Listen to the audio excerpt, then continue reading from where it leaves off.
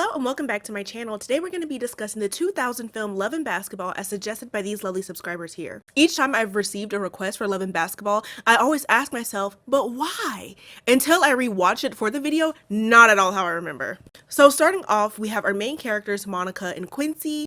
As children, they became neighbors because Monica's family moved directly next door to Quincy's family, and the two of them both share a love for basketball. So Monica's family consists of Monica, of course, Camille, who is her mother, Lena, her sister, and her father, Nathan. So Camille is a stay-at-home wife and mother, and she also has a distaste for Monica and her love for basketball. You can tell just with certain comments that she makes that she really wants Monica to be more feminine. Monica's sister, Lena, is the complete opposite. She's very feminine, very girly, and their father Nathan, he works at a bank. That's all I can really give you. Overall, their family as a whole seems to be very structured, and there's not much drama between them. Only issue is that there's an ongoing tension between Monica and her mother Camille. So then we have Quincy's family. Quincy is an only child, which becomes blatantly obvious as we delve further into the plot. Quincy's family, of course, includes Quincy, Nona, and Zeke, his parents. Quincy idolizes his father Zeke and wants to be just like him. Zeke during this period in time plays professional basketball with the NBA. And we have Nona. I'm not sure if Nona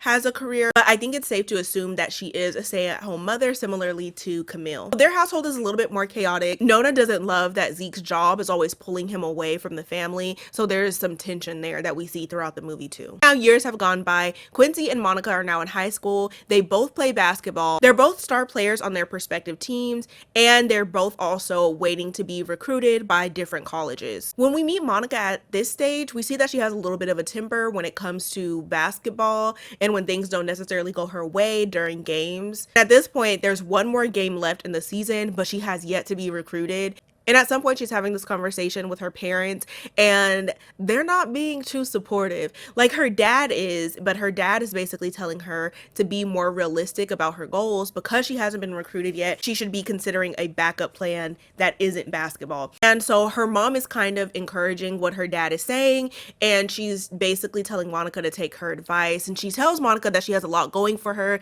that she's smart, and she would be pretty if she did something with her hair. For her mom to make such a shitty comment about her being pretty, or telling her that she would be pretty if she did something with her hair, is absolutely crazy and discouraging as fuck, because why on earth would you ever say anything like that to your kid? It's like, I remember Monica having an attitude specifically with her mom throughout the movie, and like, no shade, I kind of see why. Then we have present day Quincy, and at this point he's also looking to be recruited by a college, and he's very adamant on eventually going pro. And his father Zeke is encouraging Quincy to go to a school based on academics, and he really wants him to make academics and his education a priority. And at this point, Zeke is not playing professionally with the NBA. He's acting as a recruiter. I think this is why he gives Quincy this advice, because unfortunately with those type of careers, like careers that require like physical longevity, it can be up in the air. You could get injured. Okay, we get older, our bodies naturally, shut down. So I do understand why Zeke is encouraging Quincy to focus on his education. So Quincy and Monica, I guess you could say, are friends. They have this kind of dynamic. It's like, to me, it's like a sibling dynamic where they kind of banter with each other and they kind of roast each other. Quincy has like a lot of girls, a lot of female attention, if you will.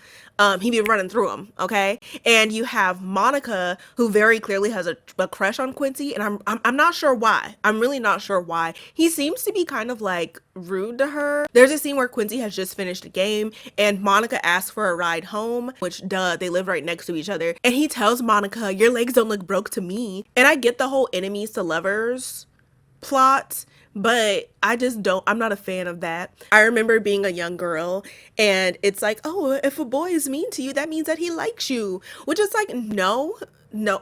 No.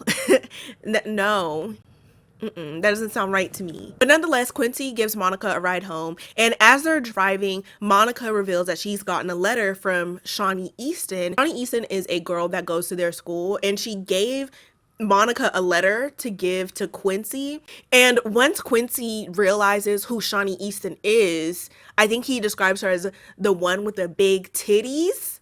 He tries to snatch the letter from Monica and read it, but instead Monica reads the letter. which the letter is basically Shawnee asking Quincy to the dance and insinuating that she wants to have sex with him. Monica is like calling Shawnee all sorts of hoes and shit. She's like, oh, she's not saying that she wants to get to know you and that she likes your personality. Like, she just wants to have sex. So that makes her a hoe. I don't think that Shawnee is a hoe for wanting to have sex and expressing that. I think that that is perfectly normal and valid. What I think though, is that the letter was a little thirsty. You are so fine. I've been wanting to get with you. Take me to the spring dance and I promise I'll leave you satisfied. And for additional context, she said that she would lick the sweat off of Quincy's quote booty unquote.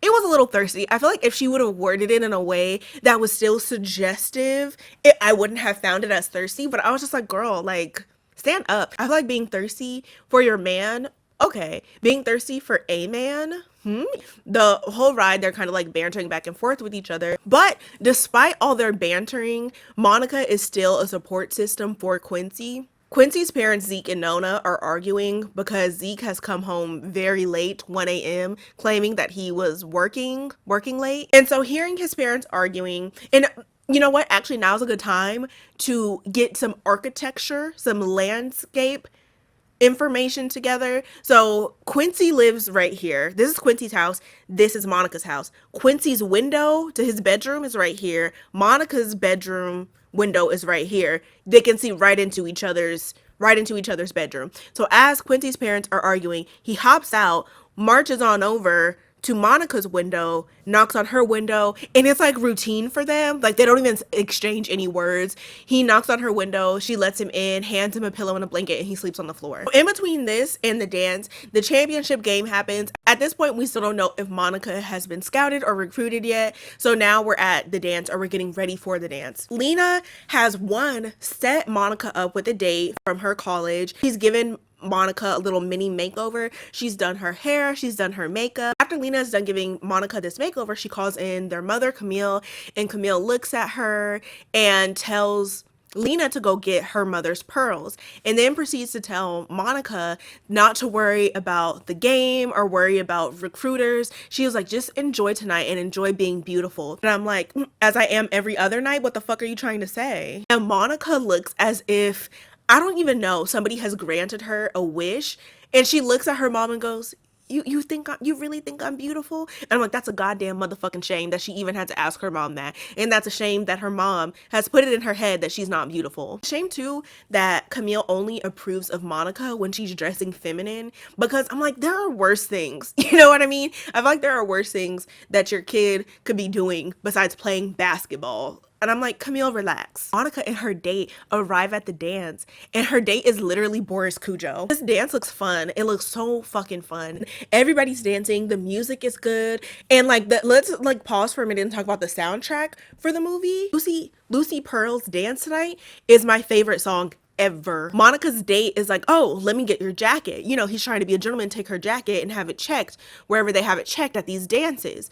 She starts to take off her jacket and she's like, oh, are you cold? And I'm like, girl, I get that you're a tomboy. Lock in. That man was not asking if he could wear your jacket. Anyways, the jacket gets removed and we finally see Monica in something other than athleisure, and body is tea. She's giving. She looks stunning. So much so that Quincy literally stops dancing with Shawnee, because he ends up going with Shawnee, and walks over to her. Like mid Tootsie Roll, he stops dancing and goes over to talk to Monica. And so right now I want to pause right here and just tell me if you notice this, or maybe I'm tripping, maybe I'm imagining things, but I'm watching the movie and I'm over here like, she wears high heels, I wear sneakers, she's cheer captain, bitch, I'm on the bleachers, dreaming about the day when you wake up and find that what you're looking for has been here the whole time. I was like, okay, gentrification. All shits and giggles. I just noticed the similarities is all. So after Quincy approaches Monica, here comes Shawnee, and she makes a jab at Monica because Monica is looking good. And she's like, oh, hey girl, I didn't know Nike made dresses. And I'm just like, bitch, what are you still doing here? If I'm dancing with a guy, as Shawnee was with Quincy, and he sees another girl walk in and he goes, damn.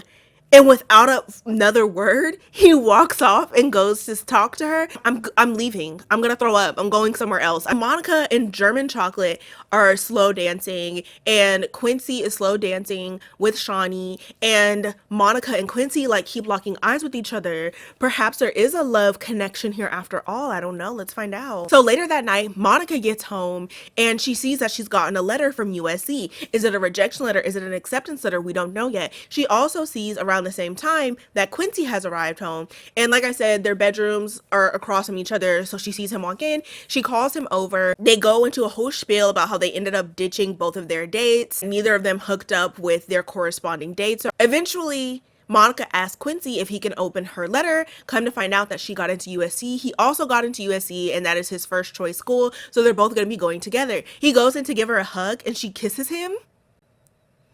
And so she kisses him, and he's like, huh? And then he kisses her, and then they start kissing, and then they have sex in her bedroom, which I'm like, that's really bold. In your mom's house?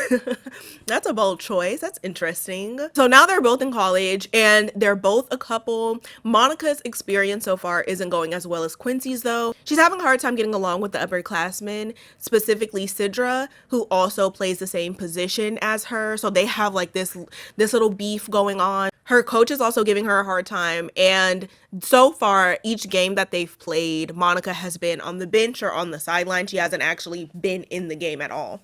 Quincy, on the other hand, is immediately thriving. He's playing games. He's already like a campus celebrity. Everybody knows who he is. He already has some fans. He's already like MVP of the team. Like he's already excelling and doing really well. And I think it's funny too that the women's game is being held in like a regular gym and the men's game is in a stadium. And I think that that's one thing that I think is kind of interesting to see.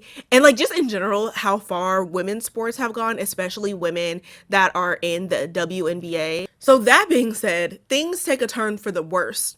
Or the best, depending on who you ask. So we mentioned Sidra like literally briefly, like maybe a minute ago. She's one of the upperclassmen. She plays the same position as Monica. She gets injured during one of the games. And as unfortunate as that is, this has given Monica the opportunity to physically play in the game. Mind you, she's been on the bench the whole time. In the next game. And then there's Quincy. So Quincy has a talk with his dad, and Quincy is still talking about going pro and playing professional basketball, and his dad is encouraging him to continue his studies.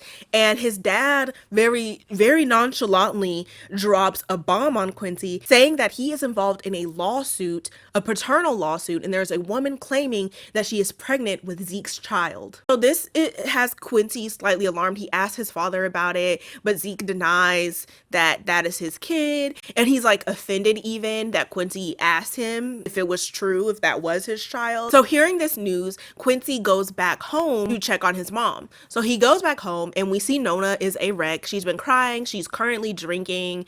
And we see that she has an envelope, but she quickly hides it before Quincy can see. He sits down with her. And like I said, it's very clear that she's in shambles and that something is bothering her. And so Quincy is aware of the situation going on with his dad, and so he's like, is that what's bothering you?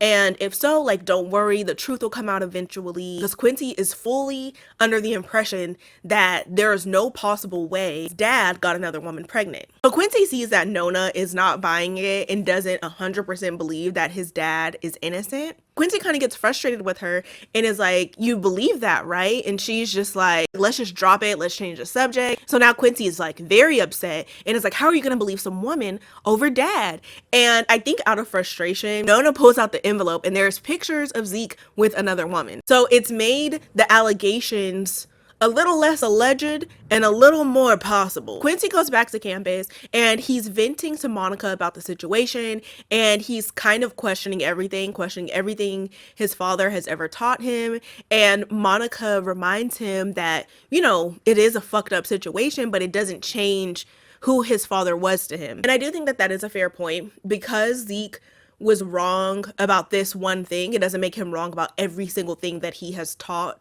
to Quincy. Like, there are some things that I feel like were still valid, but understandably so, Quincy is questioning that because, you know, his dad is not who he thought he was, and he idolized his father. So this to him has left him very confused. As they're having this conversation, you notice Monica kind of looking at the clock tower and keeping track of time. So Monica suggests that they start walking back to her dorm. Quincy declines and says that he doesn't feel like bumping into anybody or running into anybody, which is fair because, like I said, he is very popular on campus and he is going through it. So maybe he just didn't want to run into anybody and see anybody while he's so down and out. So Quincy asks Monica, like, why? Like, what's going on? And she says that she cannot miss curfew. Otherwise, she's going to get pulled from the game. And mind you, she was just granted the opportunity to finally play. She offers to stay longer, she apologizes, and Quincy tells her that it's okay, even though his body language is not saying that it's okay. But he tells her it's okay and that he should be alone right now. So the next day, Quincy has a game. Quincy's not doing good in his game at all. Like, you can tell he's very much in his head. He's not playing to the best of his ability, and his team ends up losing. And completely opposite of him, Monica's game, she's doing phenomenal. She's making home runs, she's making touchdowns. The girl is winning, and the team ends up winning the game. Everything seems to be working out in Monica's favor at this point. She's vibing with her teammates. It's like her teammates have accepted her. They went from like roasting her and making fun of her and stuff. She went from being an outcast to being a part of the team. Only that, her coach commends her and also tells her that she's going to be playing in the game after that.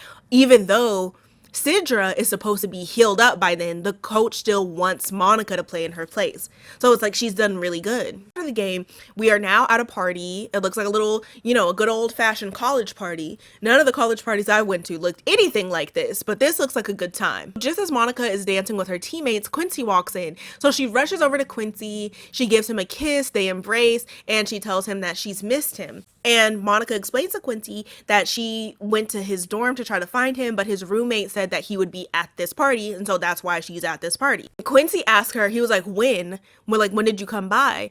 And Monica says, oh, after the game. And then she continues on. She's like, well, after I celebrated with my teammates. So granted, she could have ditched her teammates, not have celebrated, and went straight to Quincy afterwards. But keep in mind, he did say that he wanted to be alone, or that he should be alone. So as Quincy and Monica are talking, one of her teammates comes up and is telling Quincy like, oh yes, did your girl tell you like she got the starter position? And Quincy completely disregards this, doesn't give her congratulations, not a good job, nothing. And is just like, oh, where's the cake? And then goes and finds the fucking cake. And I'm like, run. I don't like this situation at all. I don't like the sights of this at all. I tell you, I cannot stand people like this. Oh my goodness. And we know that there's more context to why Quincy is behaving the way that he is, but on a surface level, if there's a moment where you've reached a certain accomplishment and there's that one person around you that acts kind of weird about it and that doesn't even bother to say, oh my gosh, good job, or they downplay it, run, get out of there. What makes it even worse, Sidra is at this party and commends and congratulates Monica, even though Monica's success comes directly from Sidra getting injured. And she was still able to say, good job today. They had a whole beef prior to this. And Sidra was still capable of giving credit where credit was due and still capable of saying congratulations, which Quincy didn't do, which is weird. After this conversation with Sidra wrapped up, Monica looks over and Quincy is flirting with another girl. Monica goes over, confronts him, and as she approaches, the other young lady is walking away, and Monica approaches Quincy and she's like, who was that? And he's like, oh, nobody, this party's lame, let's get out of here. And she's like, okay. She was like, do you want to go and talk? Maybe we can finish the conversation that we were having the other night. He's like, no, he doesn't want to talk. And he starts kissing her and grabbing her, and he's doing the most, and Monica becomes uncomfortable and tells him to stop, and Quincy basically says that he's gonna go to sleep. And then Monica is like, okay, maybe I'll come by later. This man gonna say, well, no, I have curfew. And it's like, bro, if you're mad about the curfew thing, just say that.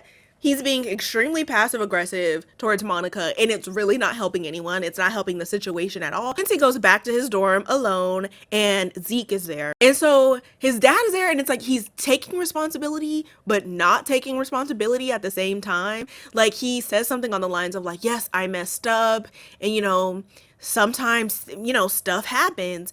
And of course, that's not enough for Quincy, because Quincy's like, there are certain things that just should not be happening. And I have to agree with him because, cheating, an affair, like, you cannot justify that for me. Now a potential love child? Ugh. Quincy does get a little loud with his dad, like he does buck up a little bit, and Zeke gets very defensive, not even because of Quincy's tone, but just because of the conversation that they're having. Zeke is like, oh, because you're so perfect. I felt like Zeke was getting so defensive and not really taking in consideration or acknowledging that he has his son fucked up.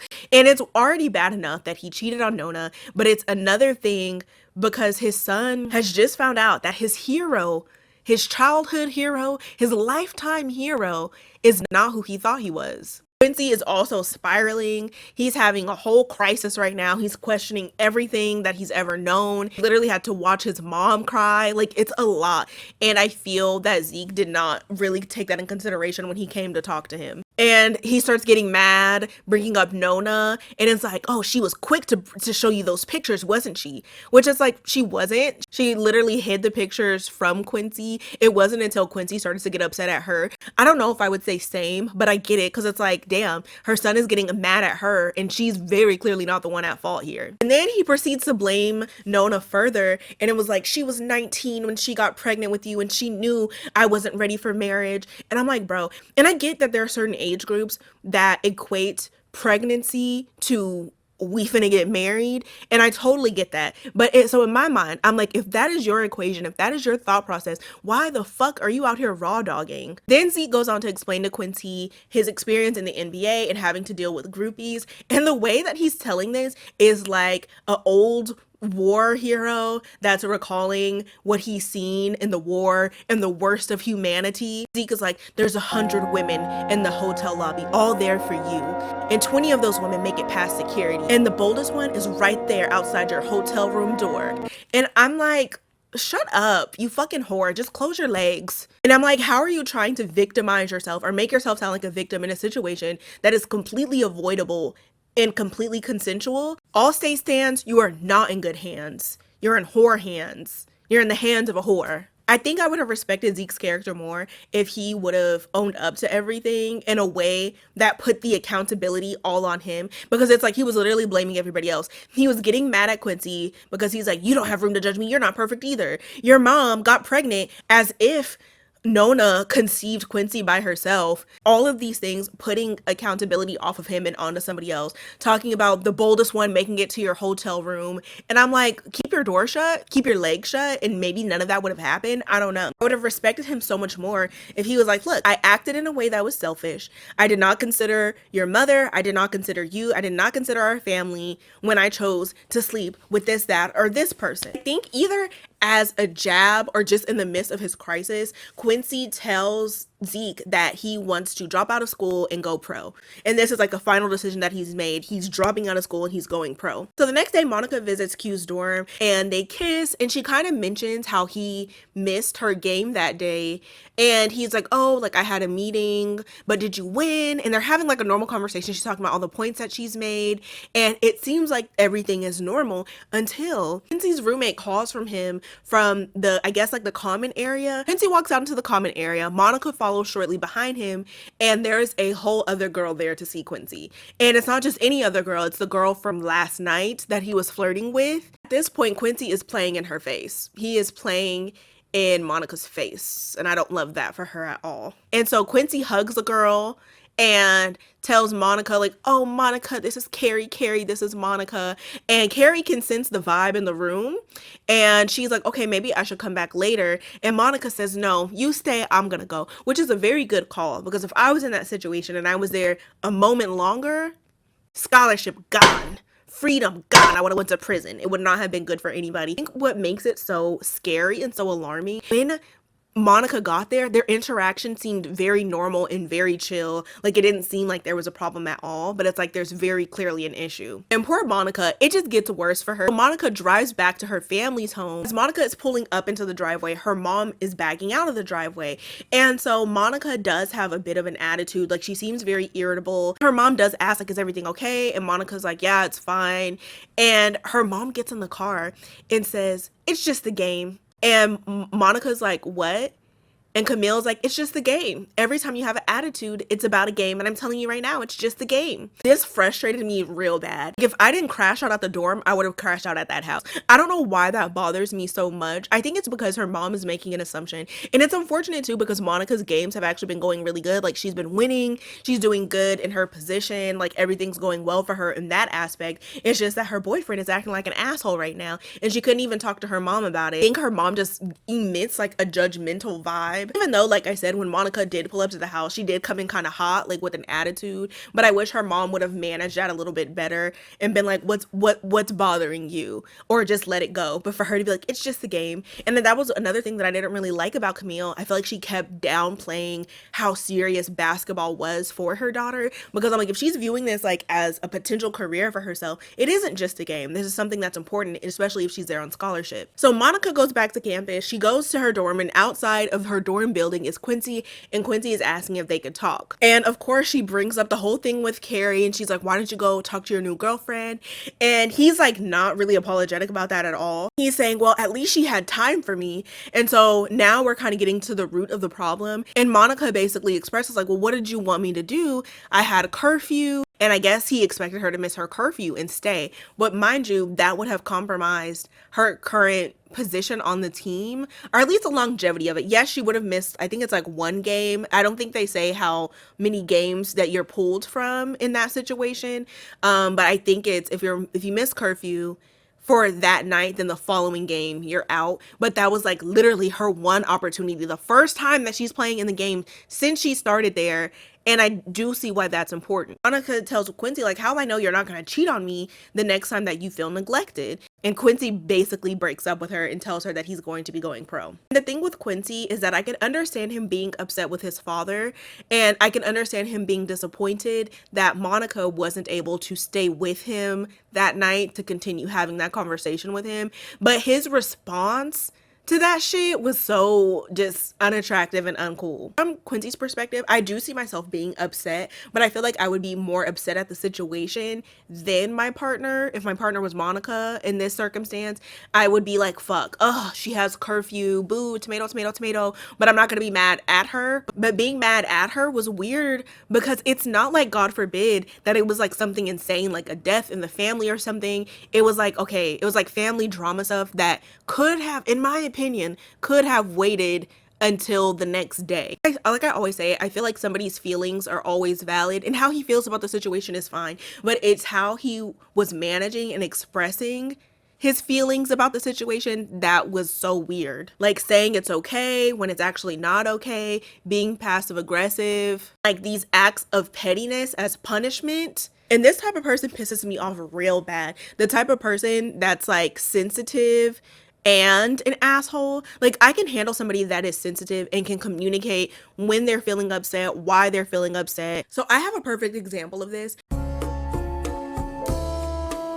So years ago, whenever I was in college, I was hanging out in my friend's dorm, and we'll call this girl Susie. So Susie very casually, very nonchalantly says, oh, I'm going to be going out with Jamie later.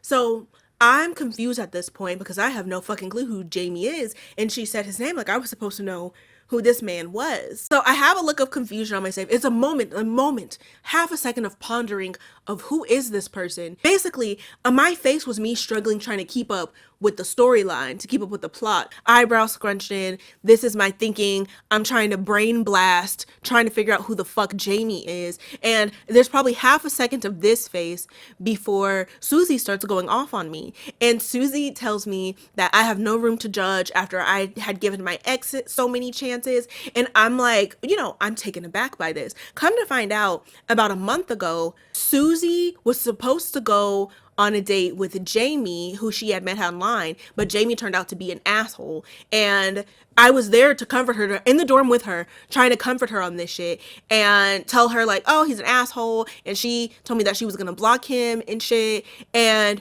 I feel like it was very presumptuous of her to think that I remembered this dude enough to even have the opportunity to judge her. I'm over here trying to keep up with the storyline, and I'm over here catching strays. And I was not who I am now. And who I am now would have have walked away from that situation or been a lot more patient in that situation. But I did throw some jabs back because I was like, why am I catching strays? Like, and I think this is a perfect example of talking through how you feel before you begin retaliating. Like, had Susie been like, hey, I'm feeling kind of judged right now, I could have jumped in quick, fast, and in a hurry and been like, I'm apologies for my face. I have no fucking clue who you're talking about, and I'm struggling to keep up with the plot. I'm sure if I'm fully aware of the plot and all the characters in this storyline that I would not be judging you. But just so we're clear, this isn't a face of judgment. It's a face of pure confusion. I'm straining, trying to figure out who the fuck this person is that we're talking about right now. And that's also what I mean when I say I can handle sensitive people. Like, if somebody misinterprets my actions, that's fine. If we're able to talk about the emotions and stuff behind it, and I'm still, you know, even if I'm not at fault, I always apologize for the misunderstanding. I apologize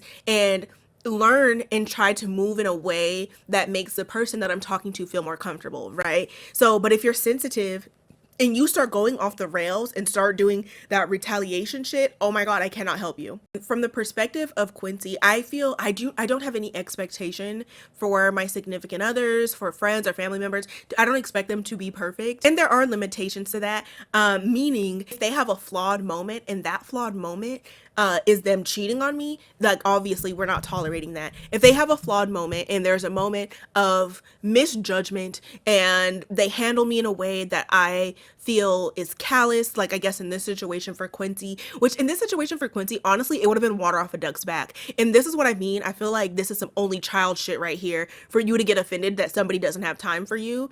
I guess moi, as a middle child, I would have been like, you don't have time for me? Completely valid. Nobody ever has time for me. But that's a joke. I do have middle child syndrome real bad, but I'm saying, like, I wouldn't have taken that super personally to begin with. But even if the roles were reversed and my partner took that super personally, I would just hope that they would come to me and tell me how they feel so we can talk about it and figure out the steps of fixing that shit. So at this point, they've broken up. 5 years later, Monica has gone pro in Barcelona, Spain. And fun fact, there was no WNBA, there was no professional women's basketball league. And damn, that must have been such a crazy reality to know at some point, like, it having a basketball career, I'm gonna have to go overseas. I'm gonna have to leave my home. There's no option of staying here. Where it's like the NBA during this time, it's like you pick different cities. There's different teams for different cities, but you gotta go completely out of the States. I would have ate that right up. That would have been the most ideal situation for me, especially after a breakup.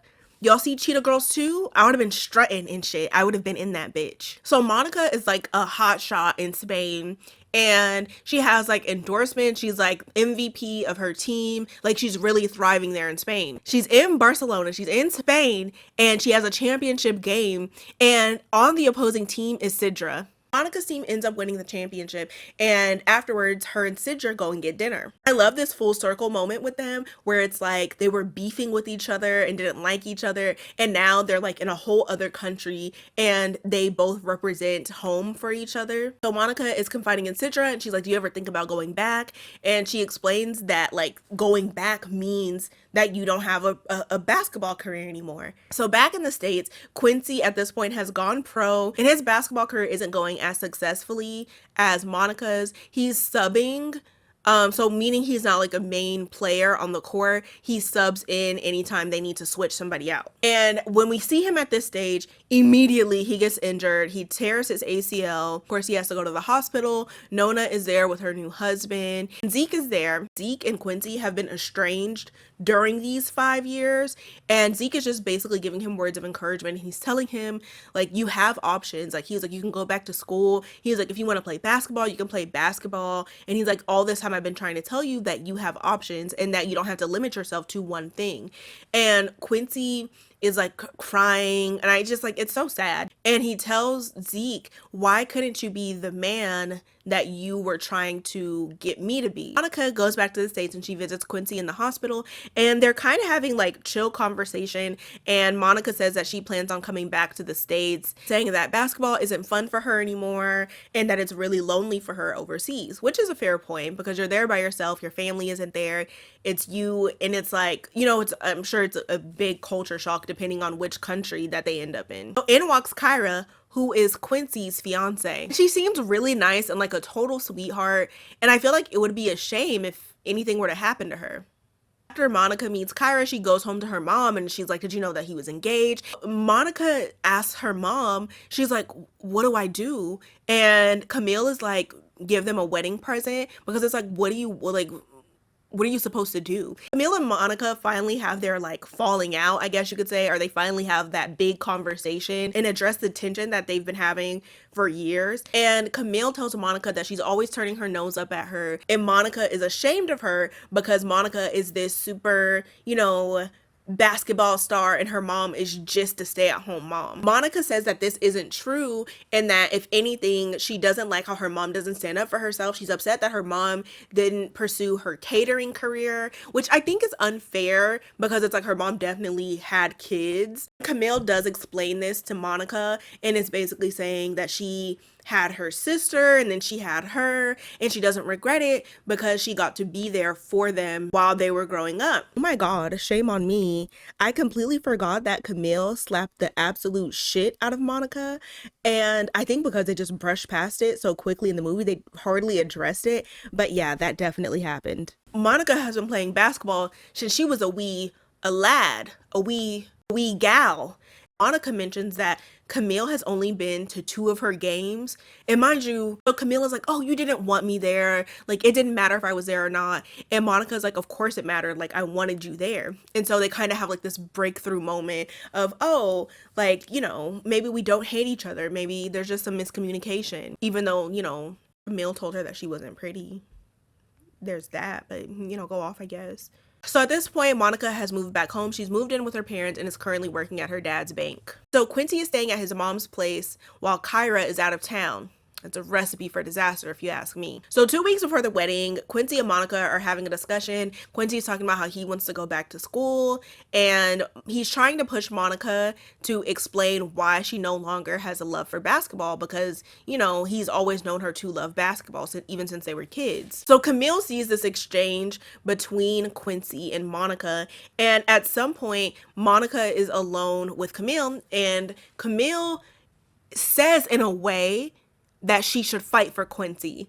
And how she doesn't say that outright, but she does say something on the lines of, I always admired that you were a fighter. And immediately after she says that, she says, when I told you that Quincy could do better, I was talking about you.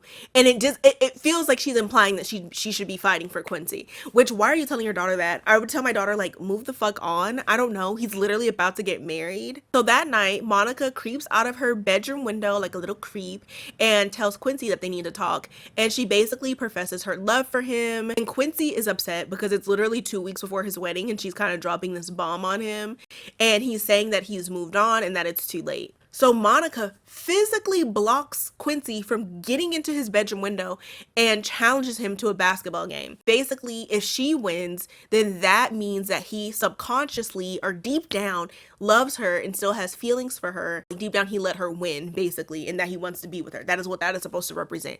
And I'm over here like, girl, stand up. I feel like I would want a man to love me deep down and not so deep down, like all around, where this wouldn't be happening, like playing a game to win. Because if we go to start playing this game and you start fucking dunking on me like you want to win, I'm gonna cry and I'm gonna go home. Let me tell you, that's exactly what happens. Like, Monica scores a few points and Quincy like literally starts playing, and ultimately he beats her, and so she's walking away defeated, she's crying, and then Quincy tells her, double or nothing. And they end up getting married, they have a kid, and by this point there is a pro women's league for basketball in the States, so then Monica ends up playing for the Sparks.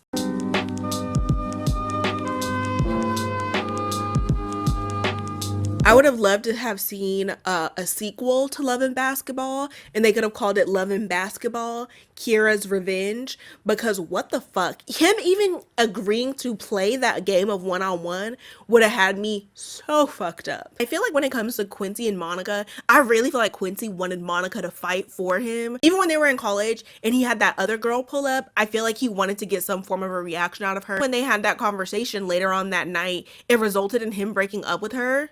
And I'm like, what was the point of that whole conversation? Why couldn't that conversation, he could have literally told her, hey, I don't want to be with you days ago. But it's like, instead, I think because she didn't give him a reaction that day in the dorms, he was like, okay, I'm going to end things here then, because she doesn't want to fight for me. And then, of course, the end of the movie with the whole double or nothing bullshit, my thing is like, okay, if you knew you were going to say double or nothing, what was the point of having her playing her heart out only for you to agree to be with her? And I don't know if it was one of those things where he seen her walking away and was like, damn, I actually do really love her. This is like my fear with like getting married and shit, or like committing to somebody, and then come to find out they have like a whole other love that they had, where if they were granted the opportunity, they would dump my ass over a game of one-on-one 2 weeks before the wedding. Like, why did you propose at all?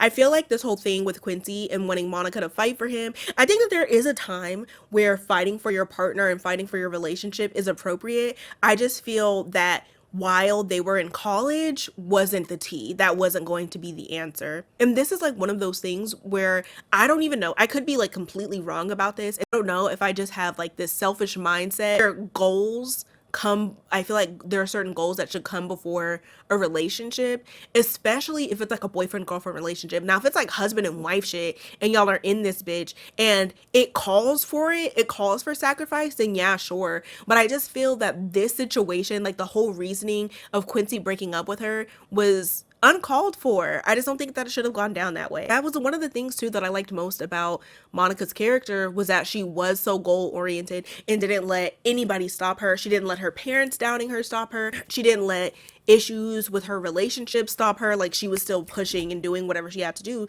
to achieve her goals. And like, that being said, I can see why Monica looked at her mom sideways. Not even in the instance of her not pursuing her career to become a caterer, but in their dynamic between Camille and their father Nathan, I could see why she felt some type of way. This is a situation that Monica is recalling where her mom made a big feast and her dad brought home pizza and she didn't say anything or really stand up for herself or anything. We see it ourselves earlier in the movie too, where Camille is telling her daughter, she's like, I'm exhausted, I've been running around all day, I'm gonna go get ready for bed. And then in walks Nathan, and Nathan is like, hey, like, what shirt should I wear tomorrow? And she's like, this one. He says, iron both of them to be safe. And then she irons both of them. And I don't know why her mom's passiveness bothered her so much. I think she may have deemed her mom as weak. It could have just been her trying not to disturb the peace and trying to support her family the best way that she knew how. What I can say though is that her mom was not at all supportive. I feel like if Camille at least pretended to be interested in Monica's interests, then they would have been okay. But it's like she literally couldn't even have done that. And it makes me wonder, if she had a son, would she not go to any of his games? Would she be like, oh, that's boys stuff, I don't want to do that? Or does she also have this resentment, and she says herself she had this jealousy towards Monica because she was a fighter? And I kind of got that vibe from her too, just because of how judgmental Camille was towards Monica. And it's like every chance she got, she ridiculed her instead of supporting her. Just because it's a sport that she doesn't understand, or it's an interest that Camille doesn't understand, it's like, why are you making her feel like shit about it? And it's like she also like implied that she wasn't beautiful and she slapped her unless she dressed feminine. It makes sense why Monica pushed her mom away as often as she did. It makes me feel like there was that jealousy there, because it's like, why would you try to make your daughter feel like shit if she's like happy doing something? And like I said, it's like Monica could have been out here doing so much worse. She could have been selling crack, but instead she's playing basketball like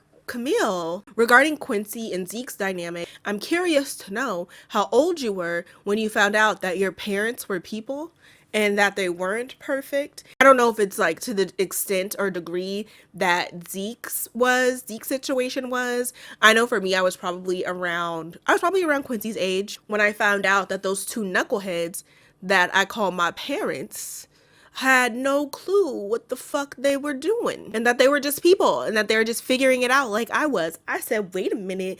I was like, not the blind leading the blind, or really it's like the partially blind leading the fully blind. Although I acknowledge that my parents were imperfect, I wasn't naive enough to be like, oh, they have no clue what they're talking about ever. Like, no, I know for a fact that they're right about a lot of things. They know a lot more than I do in certain instances. And that's where I feel like Quincy kind of dropped the ball, is because he questioned everything that his dad was teaching him. And it's like, not all of that was wrong. And it's like, you have to be able to decide for yourself what you want to continue to implement. Like, another thing that I feel is important, and something that I implemented at a very young age, is the concept of role models. I don't love the concept of having a role model, just because you see what happened with Quincy here. He was left very, very disappointed and became unhinged because the person that he looked up to was not only flawed, but problematic as fuck. I think that's why it's important to have like mentorships. I feel like mentorships, they're less personal and more professional. I feel like it focuses more on the guidance for a particular career or a particular goal.